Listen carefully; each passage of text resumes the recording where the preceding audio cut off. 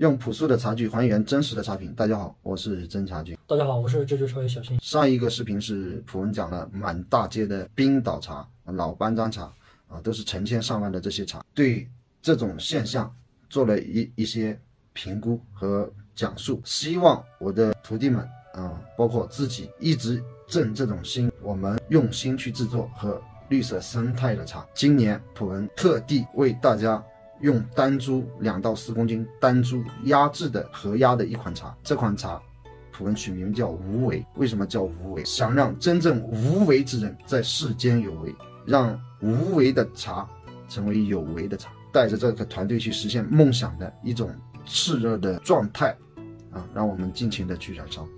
好，现在给大家介绍一下这一款茶。喜欢普文讲述的朋友，希望你们一步一步往上看，会给你们带来意外的惊喜。大家看一下，这是一款无为的茶，我们平时经常在喝的。这个条形有绿有白有黑有灰，这个茶很少有红感，这就是制作工艺上的一些区别。红感少是什么一个情况造成的？杀青的时候之前它的摊凉足够时间，杀青的时候散热足够均匀，它才会形成这样的一个情况。还有晒制的时候需要足够的温度。我们现在来开汤讲述一下这款茶。在讲述这款茶的过程当中，同时也给大家讲述什么样的普洱茶才能算上真正的优质的生态的好茶。来，我们称一下头茶，这个盖碗头8克，我们把它倒到盖碗里面。因为这是一个压的比较紧的一个饼，所以开汤时间上是要拉长。时间具体几秒钟？这个出汤时间大概是在15秒钟左右，因为压的紧，根据紧压的一个程度，我们来判别它大致出汤的时间。好，大家看一下这个开汤，略微有点带绿但如清水一般。好，你闻一下这个茶有什么样的感觉？有清甜的那种。甜，对，甜。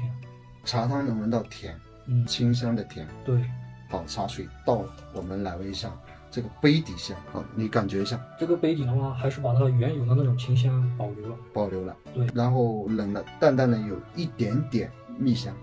一个茶制作过程当中，为什么我们要采取这种制作方式？这种方式保留了这个茶在后2-3年的保存的过程当中能转化出来更重的蜜香。这个清香和甜度，这个茶汤的甜度在杀青的过程当中能完好的保留下来。因为高温可以导致它的过高的温度可以导致它的茶氨酸转化过来。这类茶你喝进去，它的纯度和甜度一定在。我们来看一下这个茶汤，微微的泛绿同样你现在去闻它也是一种甜香，糖香。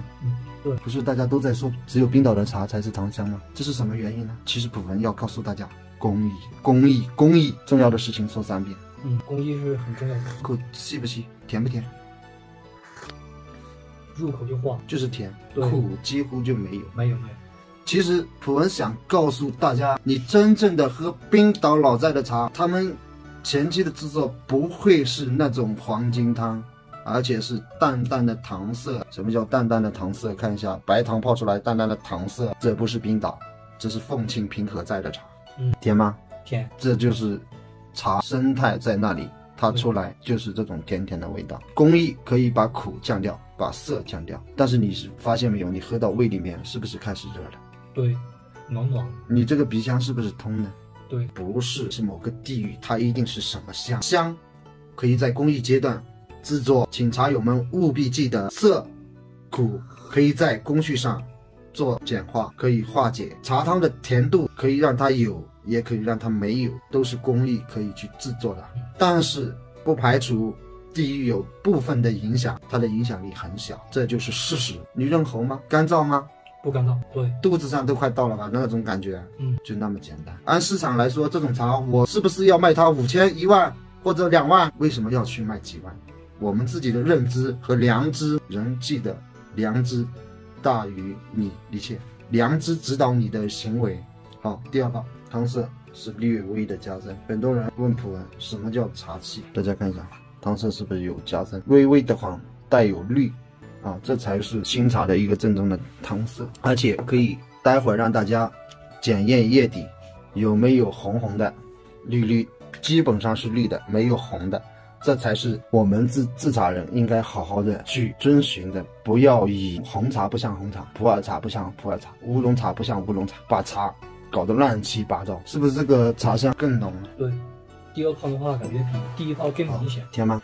很甜。神经吗？神经。牙齿光洁吗？光。头晕润不润？润。鼻腔通不通？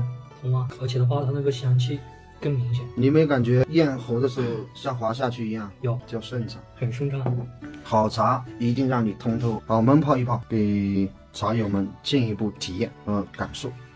普文再进一步给大家讲叶底，焖泡3分钟。看到这里，喜欢普文评茶的朋友，请继续往下看。这类茶，你拿你手上的1万块钱的冰岛，2万块钱的冰岛，哎，我们做一个对比，做一个评测，值不值你那个2万、1万的冰岛，还有老板庄，还有西桂，还有你们所谓的各大名山名寨。我不是在挑战你们，我希望你们能合理的价格给你的茶友，价格贵一点那也没事，你把你们的生态保护好，不要去施发挥，不要过多的去采摘你的春茶、秋茶和夏茶，你给这个茶树一条活路，用自然生态的方式去采摘和管理它。该采的马蹄要采掉，该摘的茶籽要摘掉，不该采的、不该剪的不要去剪它。其实植物跟人的生长息息相关，为什么很多茶王树死了？不值得我们去深思熟虑吗？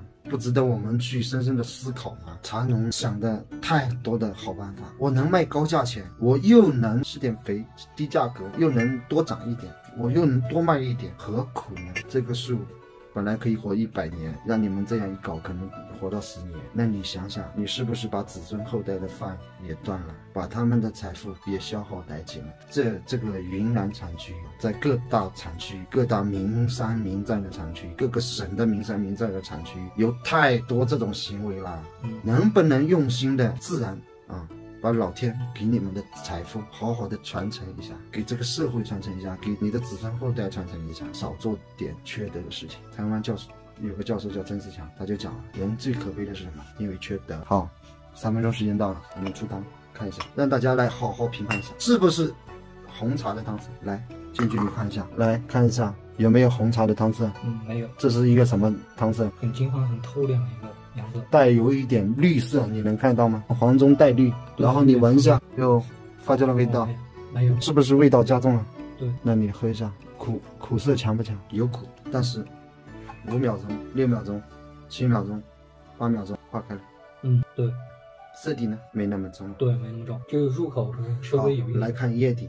对，好，大家来看一下叶底，绿黄的，红叶红边。略微会有一点，但是整体来说没有那么红吧，嫩黄还是有吧。黄代表这个树不是小，代表这个树生态的存在和我们制作时候的工艺没有闷，不去闷它。